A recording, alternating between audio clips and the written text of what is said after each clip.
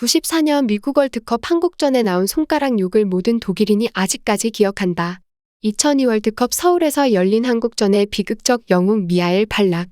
2018 월드컵 메스투 özil 독일 팬과의 충격적인 충돌. 영국 BBC. 왜 골키퍼가 포워드 2명보다도 앞에 있죠? 노이어는 본인이 왼쪽 공격수라 생각하는 건가요? 모든 독일 축구 팬은 이 제스처를 알고 있습니다. 94년 한국과의 월드컵 조별리그에 나온 이 장면은 독일 월드컵 역사에 가장 유명하며 이 사진은 박물관에 전시되었습니다. 이전 월드컵 챔피언이었던 독일은 당시 세계 랭킹 1위였고 한국을 쉽게 이길 것이라 생각했는데요. 한국과의 경기는 미국 댈러스의 40도 무더위 속에 펼쳐졌습니다. 독일 중계진은 후반전 중앙선을 넘어보지도 못하며 한국의 일방적인 공격 속에 전원 수비만 하는 독일 선수들을 향해 죽어가는 모기 같다 말합니다. 경기장을 찾은 수많은 독일 팬들은 교체 아웃되던 에펜베르크를 향해 야유와 조롱을 하였고 에펜베르크는 독일 관중과 카메라를 향해 손가락 욕을 하며 미소를 짓습니다. 악화된 여론은 경기보다 에펜베르크에 초점이 맞춰지게 되었고 독일 감독은 인터뷰에서 그 선수는 다신 경기에 뛰지 않을 것이라 말하였고 독일 축구협회장은 에펜베르크의 행동에 격분하여 당장 국가대표 자격을 박탈시켜버립니다.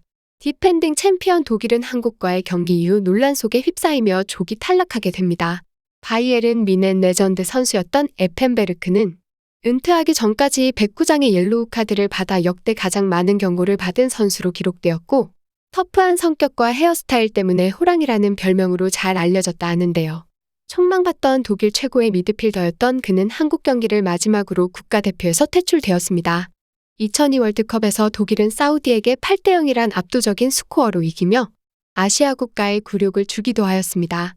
당시 독일의 핵심 선수였던 발락은 한국과의 4강전을 앞두고 경고 한 장을 더 받으면 결승전에 출전할 수 없다는 것을 알고 있었다는데요.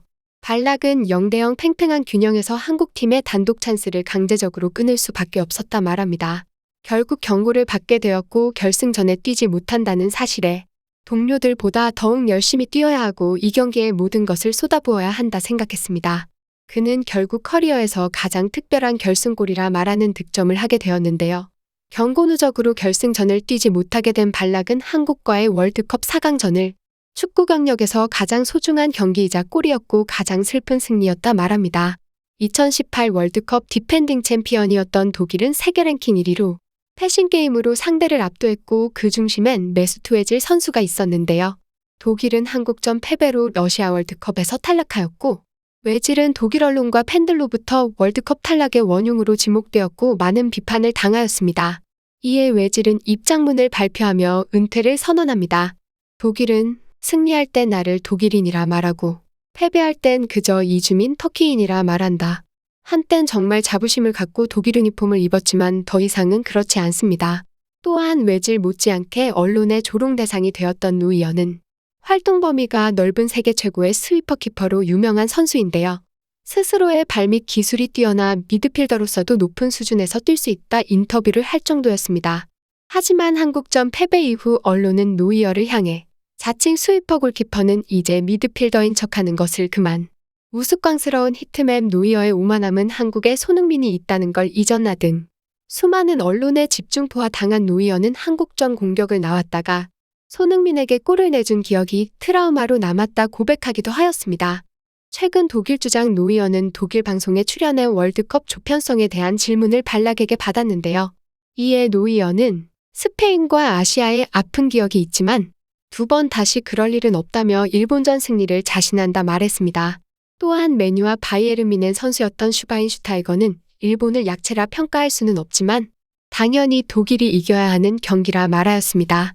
전 리버풀 바이에른 뮌헨 레전드 디디아마는 지난 월드컵 한국에게 졌을 때를 잊지 말아야 한다며 일본을 과소평가해선 안 되지만 결국 독일이 일본을 이길 것이라고 말했습니다.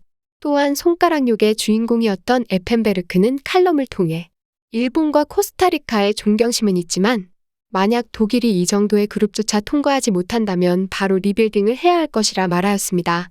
독일은 일본을 한국보다는 심적으로 편한 상대로 여기는 분위기인데요.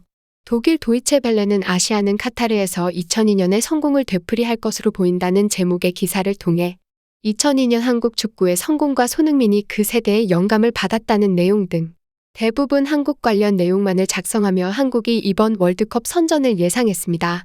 독일 기사에 일본 축구 대표팀이 월드컵에서 독일을 이긴 한국을 롤모델로 삼고 있는데 일본은 한국과 같은 수준인가라는 제목의 기사 내용에는 빌트지와 인터뷰한 분데스리가에서 뛰는 일본 엔도 선수가 아웃사이더였던 한국이 독일을 이겼던 방식을 배우고 있다 말한 내용이 실리기도 하였습니다.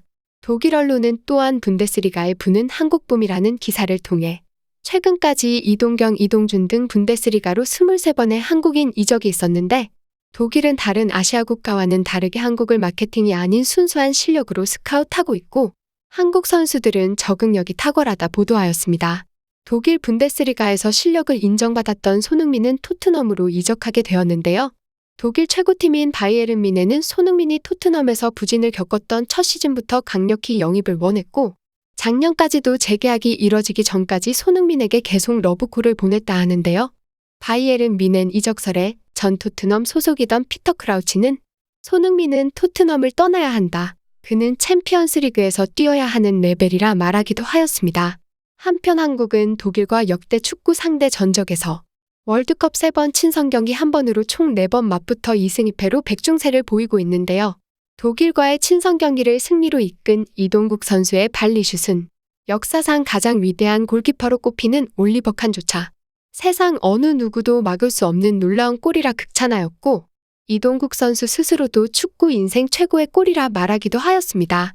득점과 실점만 따지면 7득점 5실점으로 오히려 한국이 독일의 우세에 있다고도 볼 수 있는데요.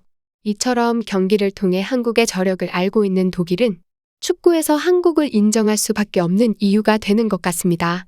제가 준비한 소식은 여기까지입니다. 지금까지 시청해주셔서 감사합니다. 구독과 좋아요 부탁드립니다.